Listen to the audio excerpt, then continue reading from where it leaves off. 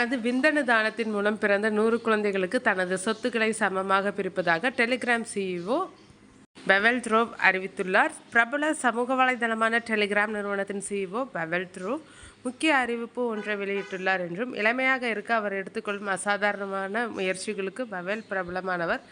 ரஷ்ய நாட்டவரான இவர் துபாயில் டெலிகிராம் தலைமையகத்தை அமைத்து பணியாற்றி வருகிறார்.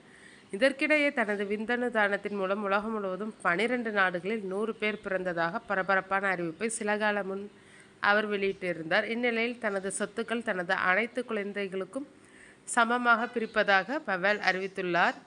இதற்காக சமீபத்தில் ஒரு உயில் எழுதியுள்ளதாகவும் பவெல் கூறினார். பவெல் வெளிப்படுத்திய விவரங்களின்படி அவர் திருமணமாகவில்லை என்றாலும் அவர் 3 பெண்களுடன் வசித்து வருகிறார். அவர்களுடன் அவருக்கு உயிரியல் ரீதியாக 6 குழந்தைகள் உள்ளனர்.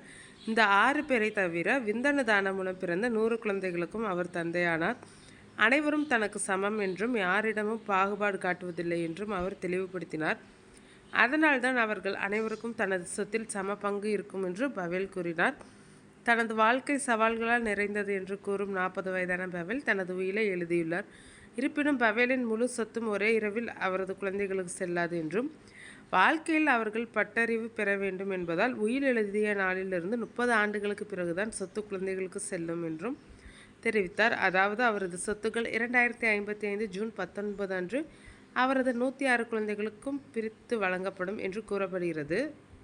ப்ளூம்பெர்க் பில்லியனர்ஸ் இண்டெக்ஸ் மற்றும் ஃபோர்ப்ஸ் தரவுகளின்படி பவெல் த்ரோவின் நிகர சொத்து மதிப்பு $13.9 பில்லியன் முதல் $17.1 பில்லியன் வரை உள்ளது. தற்போதைய மதிப்புகளின்படி இது ஒரு குழந்தைகளுக்கு சுமார் $131 மில்லியன் முதல் $161 மில்லியன் வரை பரம்பரை சொத்தாக மாறும்.